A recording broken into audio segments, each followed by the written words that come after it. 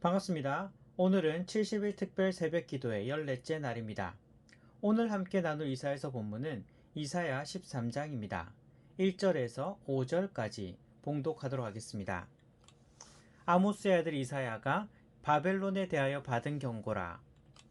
너희는 민둥산 위에 기치를 세우고 소리를 높여 그들을 부르며 손을 흔들어 그들을 존귀한 자의 문에 들어가게 하라.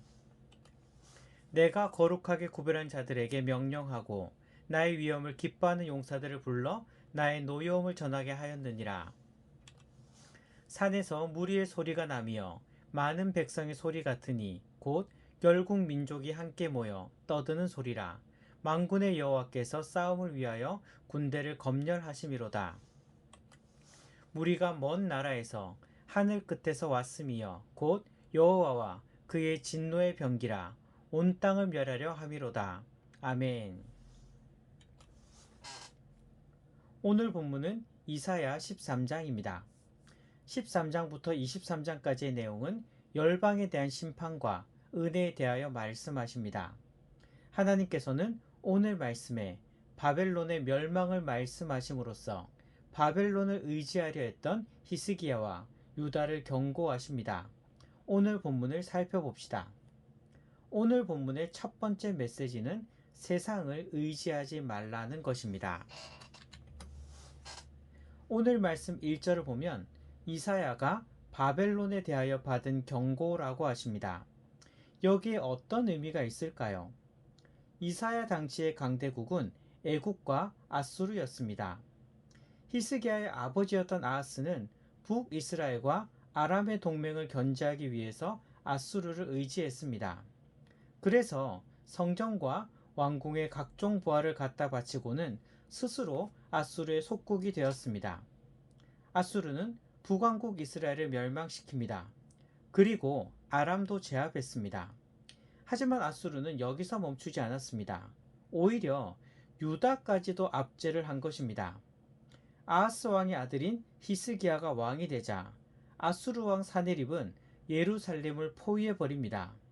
이 때문에 유다는 큰 환란을 겪은 후에 간신히 구원을 받습니다. 이러한 상황 속에서 히스기야는 어떤 방법을 선택했을까요? 하나님만 온전히 의지하면 참 좋았을 것입니다. 하지만 히스기야는 바벨론의 손을 붙잡습니다. 바벨론은 아직은 절대 강자는 아니었지만 신흥 강국으로서 뜨는 나라였습니다. 히스기야는 이러한 바벨론의 손을 붙잡음으로써 나라를 지키려고 한 것입니다. 하지만 그것은 정답이 아니었습니다. 하나님께서는 이러한 히스기야의 생각이 어리석다고 책망하십니다. 그리고 남유다는 히스기야가 의지했던 바로 그 바벨론에게 멸망할 것임을 말씀하십니다. 실제로 남유다는 훗날 바벨론에 의해 나라가 망하게 됩니다. 이러한 사실은 우리에게 주시는 메시지가 큽니다.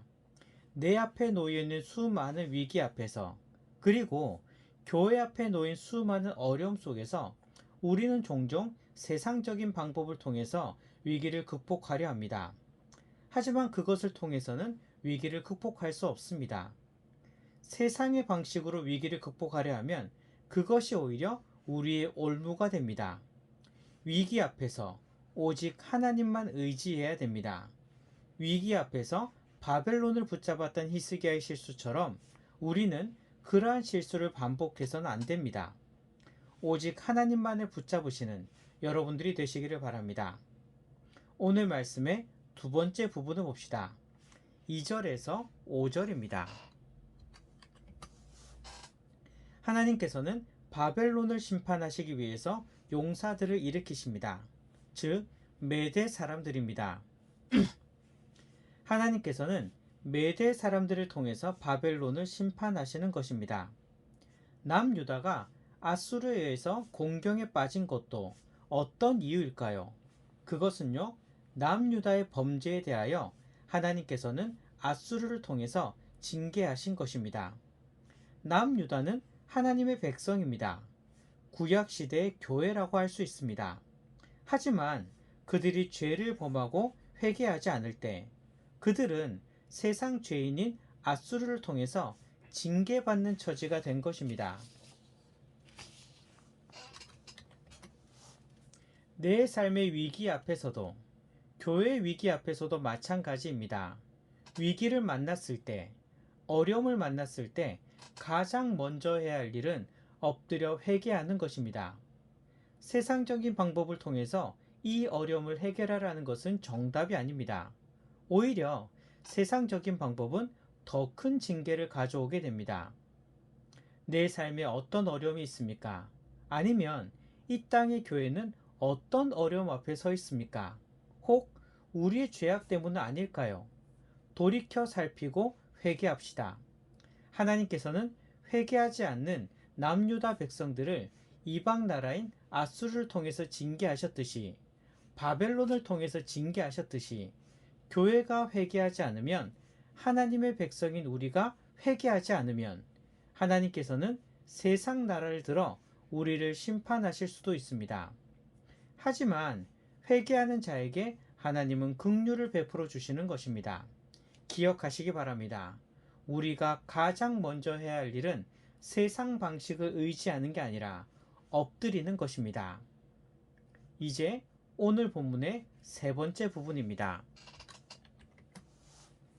10절을 보면 이사야 선지자는 해와 달과 별이 빛을 잃은 모습을 통해서 바벨론 멸망을 보여줍니다. 실제로 바벨론이 그렇게 멸망했을까요? 해와 달과 별이 빛을 잃었을까요? 이런 부분에 있어서는 너무 글자 그대로 이해해서는 안 됩니다. 천체, 즉 해와 달과 별들은 권세를 상징하는 것입니다. 그렇기에 바벨론이 멸망하는 데 있어서 해와 달과 별이 빛을 잃었다는 것은 바벨론의 멸망으로 그들의 권세가 한순간 몰락할 것임을 보여주시는 것입니다. 세상 권세는 바로 이렇습니다. 앗수르도 바벨론도 한 시대를 주름잡았던 엄청난 권세를 가지고 있었습니다. 하지만 그 권세 또한 하나님께서 주신 것입니다. 하나님의 목적이 있기에 잠시 그들에게 주신 것입니다. 그 권세는요, 하루아침에 무너질 권세입니다. 영원한 권세가 아니라는 것입니다. 우리의 눈으로 보면 지금 세상에서 어떤 것들이 권세를 가지고 있을까요? 우리의 눈으로 보면 지금 세상에서 어떤 것들이 권세를 가지고 있을까요? 힘 있는 나라일 수도 있습니다.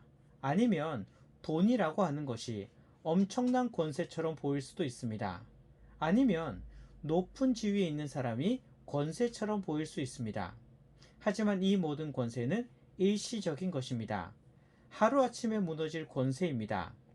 우리가 의지하고 붙잡아야 할 권세는 바로 하나님입니다.